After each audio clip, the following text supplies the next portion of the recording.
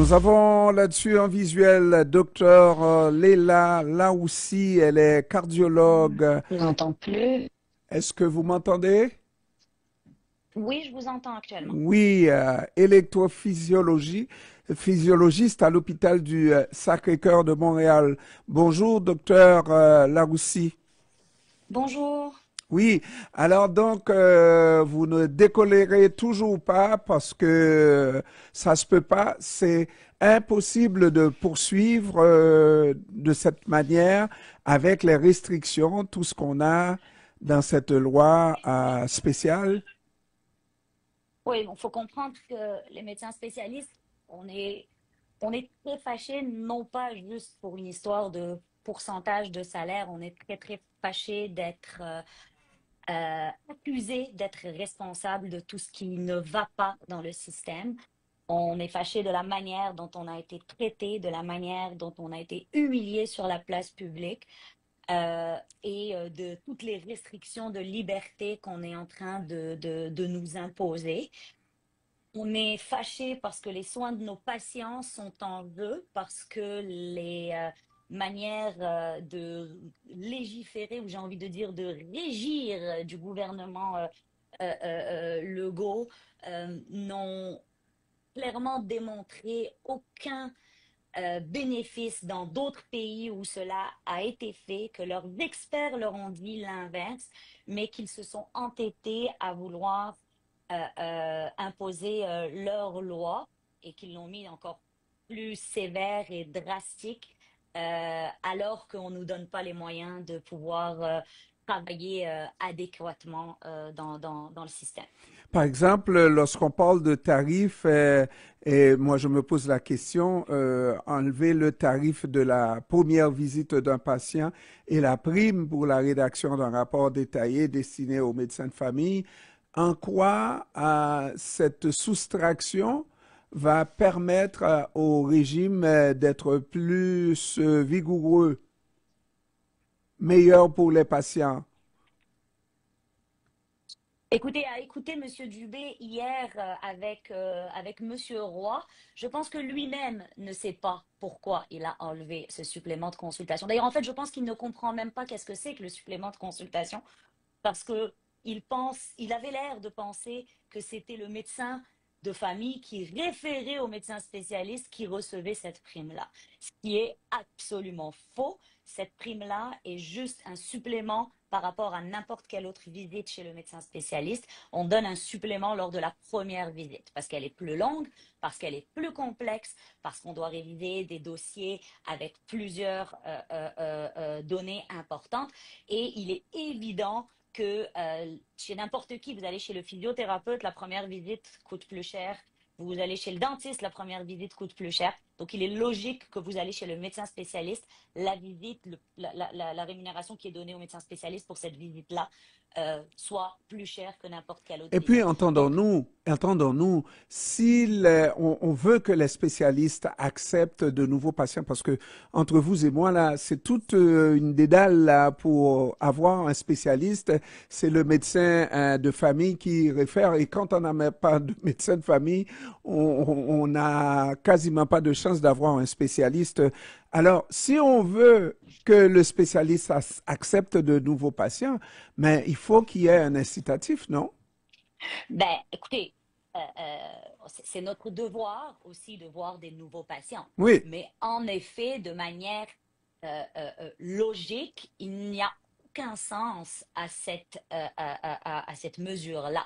Parce qu'en fait, on veut que les médecins spécialistes voient des nouveaux patients, on leur met ça dans des objectifs, puis on leur coupe le supplément de consultation qui va avec ça. C'est complètement inacceptable.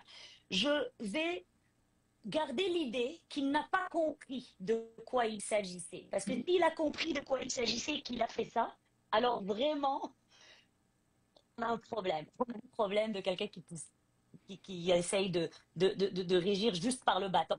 Et finalement, c'est je vous enlève le supplément de consultation, je vous coupe 15%, puis peut-être vous récupérez un 15% si vous répondez aux objectifs. Ça ne fait aucun bon sens, c'est complètement antinomique par rapport à ces objectifs. Docteur, je comprends que prendre en charge plus de patients, c'est un bon indicateur de performance pour le gouvernement, mais est-ce que c'est possible que le médecin qui est lui psychiatre peut avoir autant de cas que le généraliste ou même le chirurgien, même un spécialiste qui fait des opérations, un chirurgien. Est-ce que c'est possible? Est-ce que c'est le même type de travail?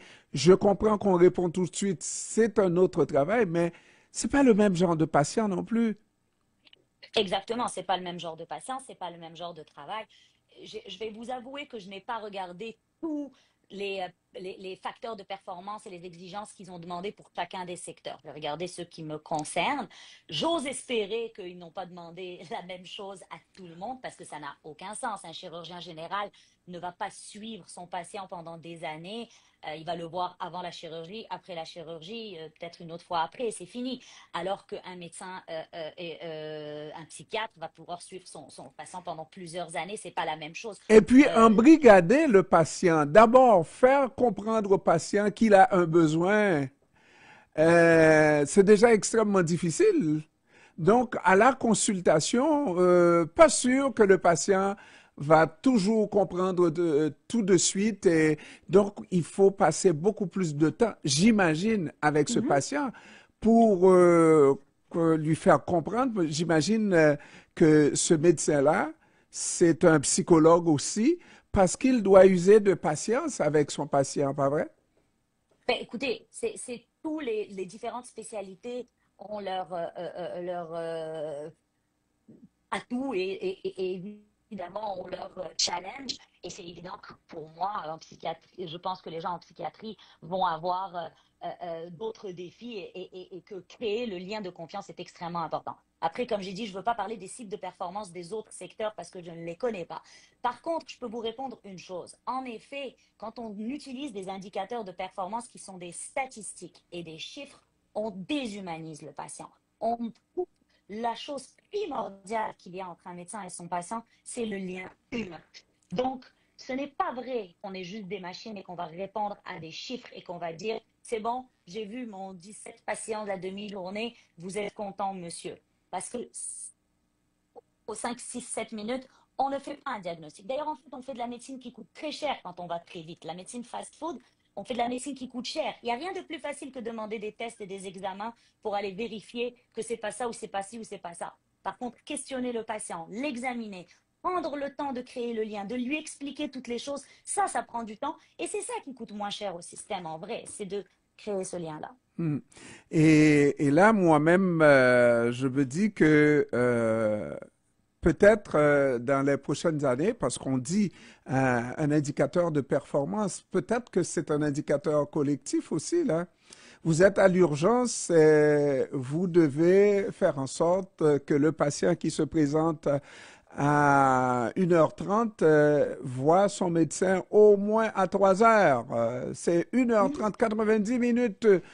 Et si vous arrivez à faire ça, en tout cas les urgentologues, s'ils arrivent à faire ça, je vais dire qu'ils étaient de mauvaise foi, parce qu'aujourd'hui, c'est minimum 12 heures qu'un patient passe à l'urgence. Comment on va pouvoir faire ça, changer 12 heures pour 90 minutes, 1h30? Est-ce que ce sera C'est qu'il va possible? falloir couper quelque part d'autre. Bon, voilà la C'est question. qu'il va falloir. Donc, soit ça va être coupé sur la qualité des soins, soit ça va être coupé à d'autres endroits. On va envoyer tous les médecins faire la même chose le matin à 8 heures. Tout le monde va faire les consultations, puis après ça, on va faire la clinique externe, les étages, etc. Donc, il y a des choses clairement qui ne font pas de sens. Puis, on ne peut pas habiller Pierre en déshabillant Paul, ça marche pas.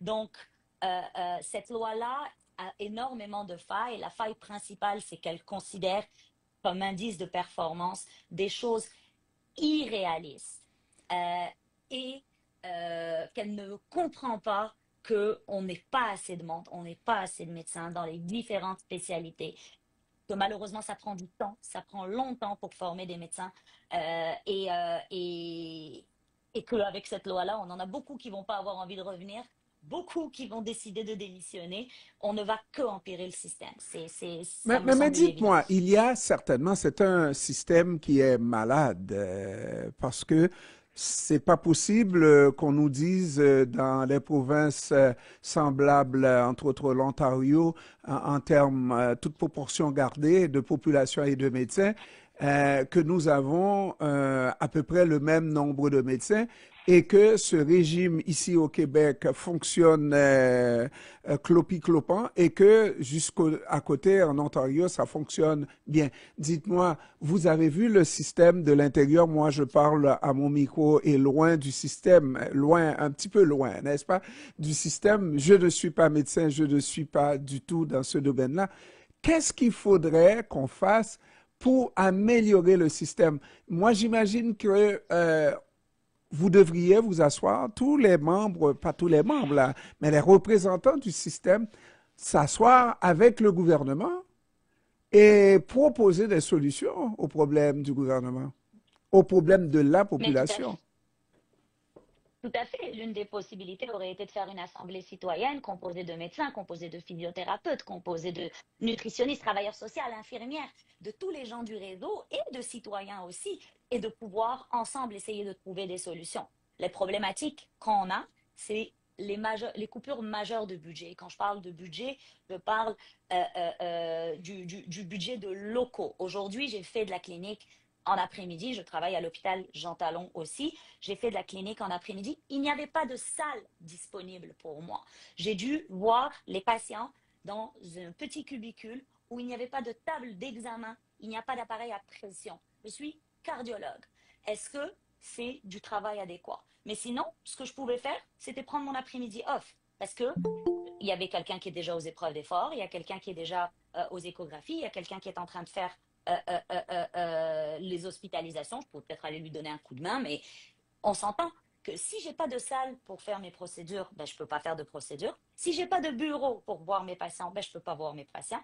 Si je n'ai pas de machine d'échographie, je ne peux pas me mettre aux échographies. On a demandé une machine d'échographie qu'on a réussi à trouver les financements depuis par la fondation de l'hôpital Jean Talon nous a donné les fonds. Le gouvernement n'a rien à payer. Ça fait 6 mois que c'est bloqué à Santé Québec pour qu'on puisse commander notre machine, pour qu'on puisse faire des échographies cardiaques et baisser la liste d'attente pour l'échographie qui au Québec est faramineuse. Donc, on ne nous donne pas les moyens de faire ces choses-là parce qu'il y a des coupures de budget. Parce qu'on va fonctionner avec le même budget que l'année dernière, mais pas augmenter un petit peu. Le problème, c'est que si ça coûte 1 dollar pour faire une procédure, et je ne parle pas du salaire des médecins, là, je parle du matériel utilisé, si je vous donne 100 dollars, vous pouvez faire 100 procédures. Je ne peux pas vous demander de faire 120 procédures avec 100 dollars. Ça ne marche pas. Et c'est exactement ça qui se passe. Donc, on essaye de faire plus, mais on ne peut pas faire plus en n'augmentant pas le budget des infirmières, des inhalothérapeutes, le budget clinique du matériel, toutes ces choses-là. Donc là, ce que j'espère que le gouvernement va faire avec tous ces fonds qu'il a coupés, c'est réinjecter ces fonds-là dans le système pour pouvoir faire fonctionner le système. Pourtant, il nous a dit qu'il ferait ça avec l'IPAM c'était 2021 là, ou 2022 qu'on a enlevé 1,5 milliard de l'enveloppe des médecins spécialistes pour que ce soit réinjecté dans le système. Ça n'a pas été réinjecté dans le système et on a appris hier qu'il allait finalement ne pas le réinjecter. Donc, où s'en va cet argent? Est-ce que ça s'en va dans des scandales stupides comme SACLIC, Nordvolt, ou pour payer les cadres qui rajoutent et qui rajoutent et qui rajoutent pour surveiller? Si on prend cet argent-là pour nous envoyer des surveillants pour vérifier que je suis bien au bureau, ben écoutez, j'étais au bureau aujourd'hui, je n'avais pas où travailler. Hmm. Je Mais les dites, ai vus, mes patients, de manière inadéquate, mais je les ai vus. pour terminer, docteur Laroussi, dites-nous, est-ce qu'on vient de dire les bonnes choses, qu'on n'a pas fait d'écart et qu'on ne risque pas, vous et moi, d'être rattrapé par la loi 2 et éventuellement être pénalisé, peut-être jeté en prison aussi, là, on ne sait jamais. J'ose espérer que je vis encore dans un pays libre et démocratique. Si jamais ça arrive, j'espère que vous me ramènerez des oranges à la porte de la prison. et que vous viendrez manifester devant la porte. Non, mais écoutez, je peux pas croire que ces choses-là peuvent être appliquées. C'est inacceptable, c'est inimaginable dans un pays démocratique. Mais en 2025, malheureusement, tout semble possible. Il n'y a qu'à regarder au sud de la province et de se rendre compte que certaines personnes se retrouvent en prison pour ne pas être d'accord avec des lois et du système. Voilà. Léla Laroussi, cardiologue, électrophysiologiste à l'hôpital du Sacré-Cœur de Montréal, et vous faites un petit don de temps en temps à Jean Talon, c'est ça? Bah, où je travaille aux deux endroits. Jean Aux Talon et deux endroits. Sacré-Cœur sont dans le même cieux. On est dans la même, Oh, même si très c'est comme le même éloigné. grand, c'est ça, c'est le même grand hôpital avec l'hôpital Fleury aussi. Donc je travaille aux deux endroits. Merci, docteur, et j'espère qu'on se reparle et je vous souhaite bonne chance aussi. Merci beaucoup. Bonne journée. Au Merci. revoir. Au revoir.